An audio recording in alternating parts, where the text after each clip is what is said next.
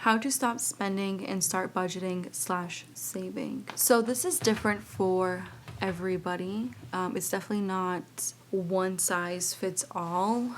Everybody is extremely different when it comes to how they will stop spending money.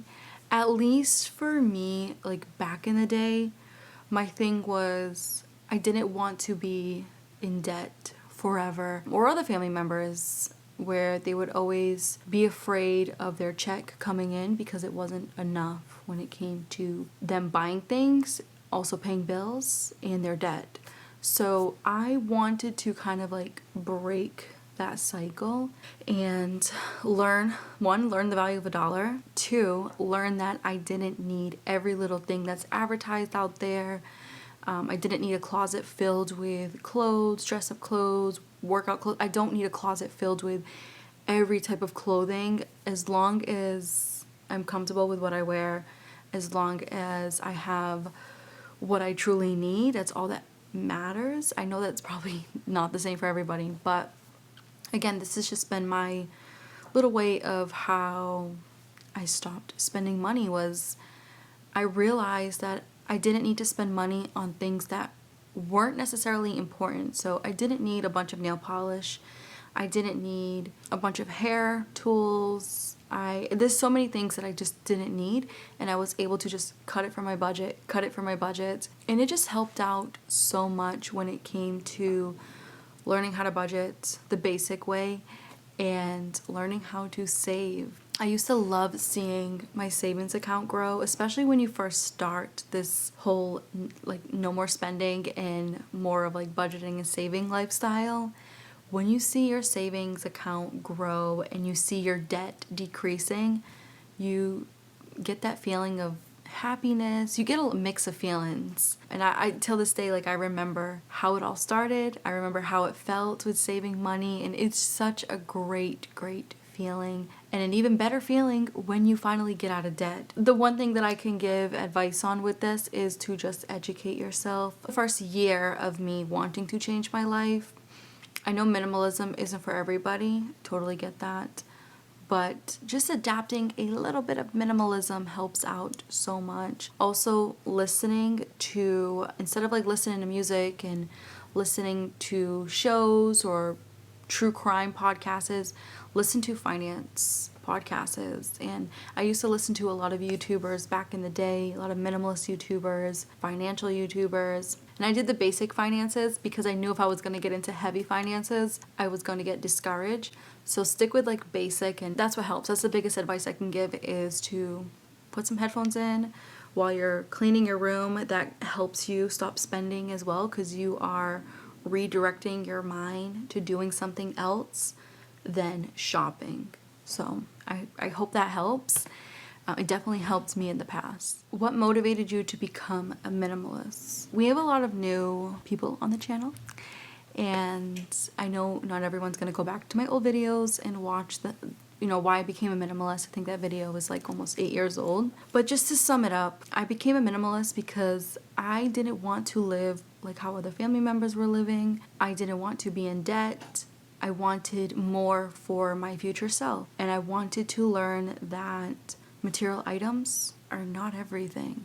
And that's something that I needed to learn in order to further myself in the future, mentally, financially, physically.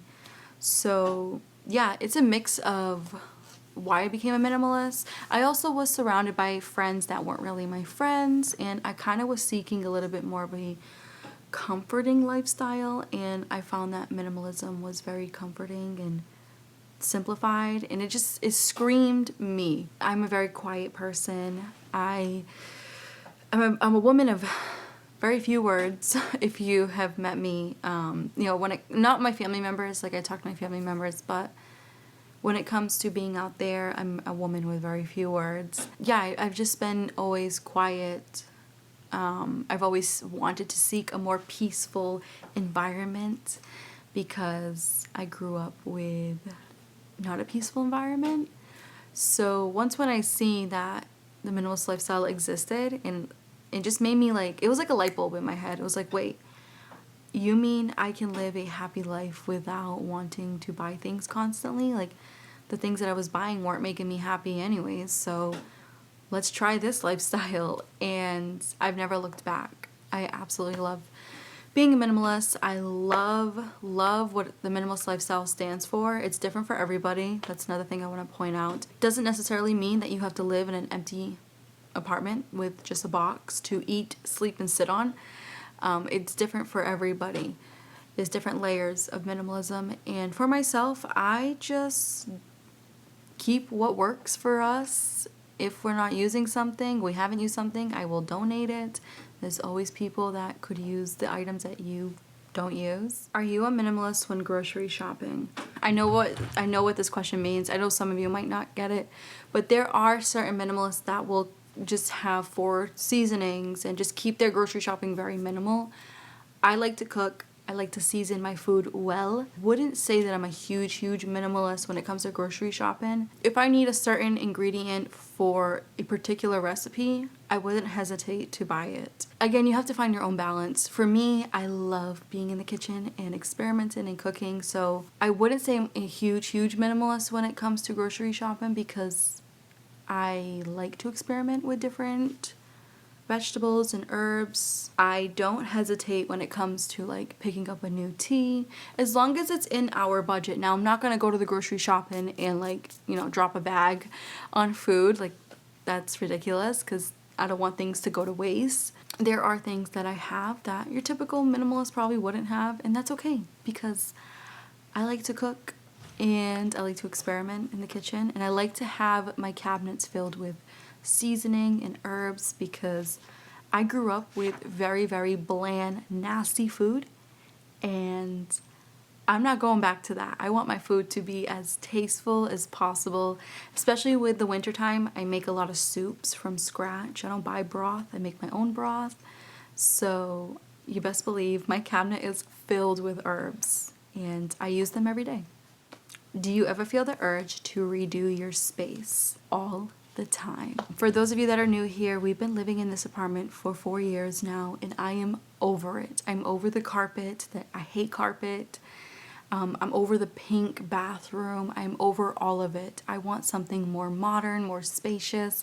I want recessed lighting. Like, I am hugging the window at this point to have better lighting. I had to put like a lamp on the floor back there to have lighting, because there's barely lighting here. Needless to say, I would love to redo our space, but I know that that time will come.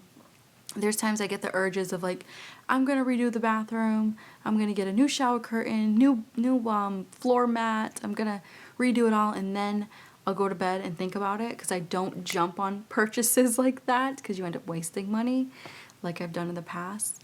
So I will just like think of it, and then I'll wake up and I'm like, wait, why am I gonna like waste my hard-earned money on this apartment? Like, I'm not doing that. I rather wait until we have a house of our own, and then I can really like envision a better place.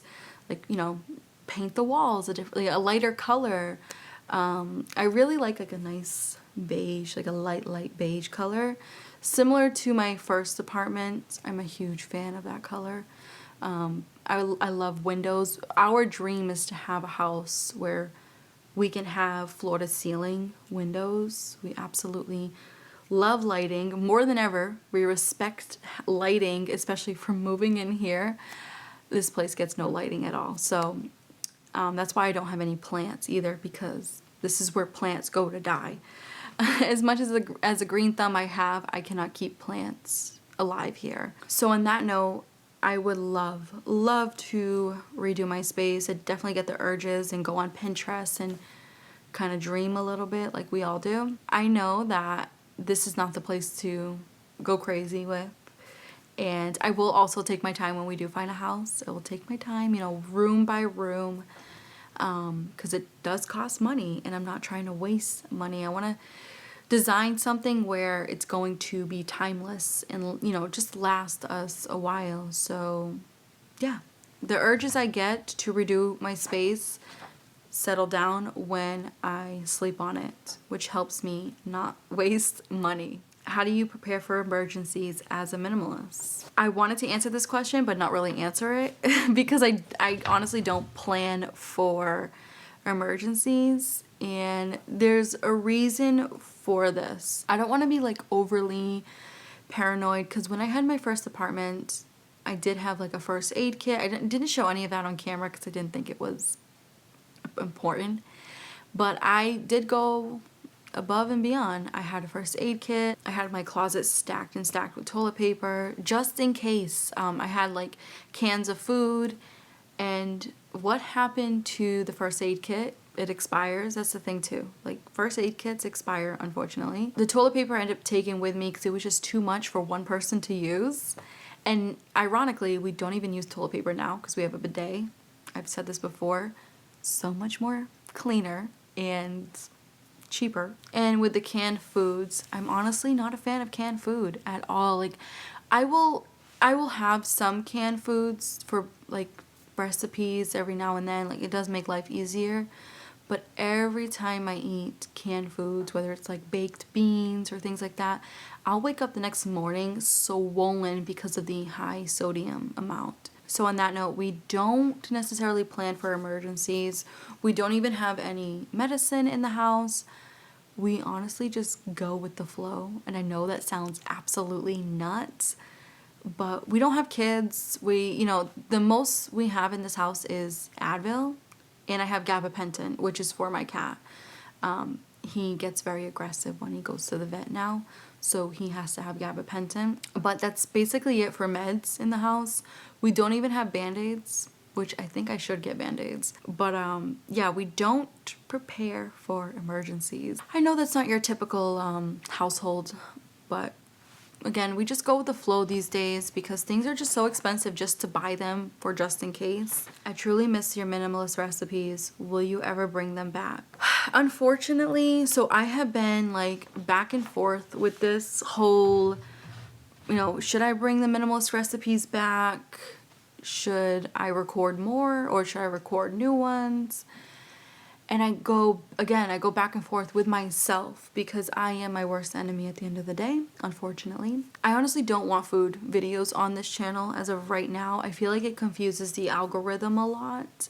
And every time, it never fails, every time I do a food video or a healthy food swap video, the amount of negative comments I get is ridiculous. Everyone thinks they're a doctor or a therapist or a nutritionist down below, and I honestly just don't want to deal with it anymore. I also don't want to deal with the comments saying, no wonder why she's overweight, look what she's eating. Like, I just don't want to deal with those comments again. It's been very nice not to see those comments. Every time I've posted a food video, it never failed. There was always negative comments, and also, like I said, it confuses the algorithm. The algorithm is just so tricky to mess with. It's basically saying like, okay, so she has a minimalist channel, so let's recommend her to people that are searching the minimalist lifestyle, which is great. And then I post a cooking video and they're like, wait, so she's not a minimalist channel, she's a cooking channel. Okay, so let's gear towards more cooking people, like people that want to do recipes and stuff. It doesn't know how to split my search engine, I guess that's how you say it. Every time I kind of like ventured out into newer videos, I used to do like movie Fridays, I used to do sweet and savory Saturdays, I used to do daily vlogs, weekly vlogs. I've tried and experimented with so many different other niches and other video ideas to blend in with this channel, and it wrecked this channel viewer wise. And I don't want to experiment that. I want to keep this channel helpful when it comes to minimalist lifestyle and saving money. I don't want to get back into recipes, unfortunately. If you had to downsize even more, what would you get rid of? I would get rid of the headboard. Bye. See ya. Sayonara. I hate this headboard. I'm over it. So I'd get rid of that and just keep like the, what's it called? The baseboard. But unfortunately with this bed, we tried that and the baseboard does not work. The frame, I should say. The frame does not work without the headboard. Like it's a set that just goes together. I would definitely get rid of our couch and get something smaller if we had to downsize. The couch we have is massive, so it's such an, like, we didn't measure it quite right when we moved in here, and it's such an awkward couch. We're always trying to make it work with this small space. I'll also get rid of my plug-in treadmill. Now, I received this for a birthday gift, and unfortunately, this was like years ago.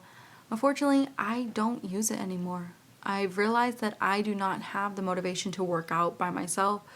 I am better with doing like classes, which I know is pricey, but working out at home, I just don't have it in me. I don't have the motivation. So what I've realized throughout the years is I'm a person that needs structure, and I do best when I'm on like a time frame, like, well, not a time frame, but I do my best when I have appointments and stuff like that.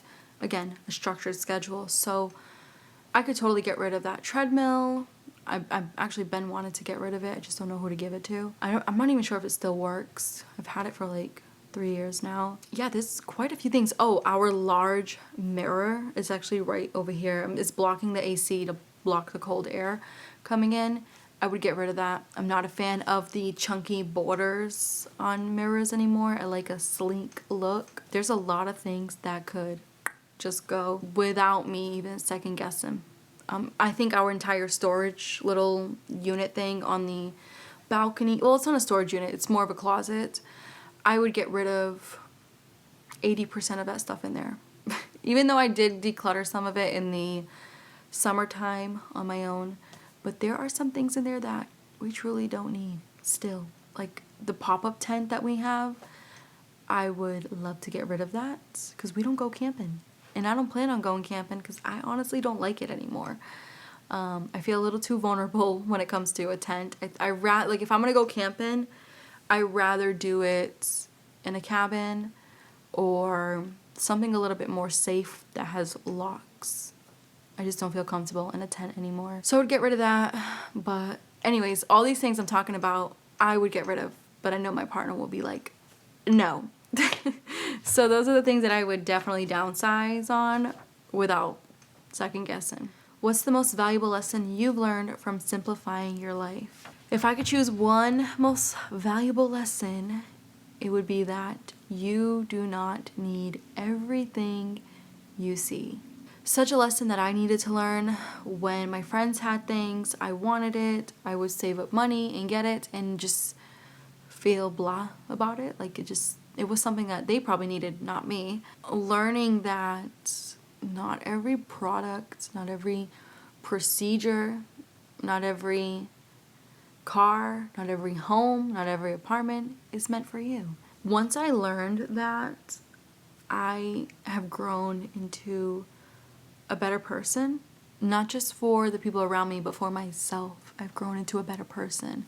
I used to give myself so much crap when it came to, like, I used to think like, oh, if my hair looked this way, I would have a better life. If my nose looked this way, if my face looked this way, if I had that outfit.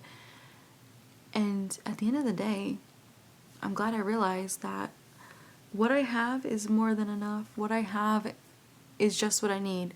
So what's out there, you just don't need everything that's advertised to you. You don't need everything. No one needs everything. I'm happy that I learned that because I honestly don't know where I would be if I didn't realize that I don't need everything out there to make me happy. Happiness is a feeling, and of course no one's going to be happy all the time. That's another thing that no one ever says, is that you're not meant to be happy 24/7. It's just a feeling. But being at peace is something that I strive for now. Having a peaceful life, having a peaceful mindset, and just appreciating the now, because once when the future comes, you're going to be like, oh, I wish I would have appreciated my life back then, when you weren't appreciating it. So anyways, I hope you enjoyed hanging out with me. If you have any other questions you want to add to the Minimalist Q&A, I might start doing money Q&As as well, so you can leave them down below. They don't have to be questions for me. They could be questions that you have for your lifestyle. It doesn't necessarily have to be about me all the time. So any question you have regarding money and regarding the minimalist lifestyle, leave down below, and I will catch you in the next video.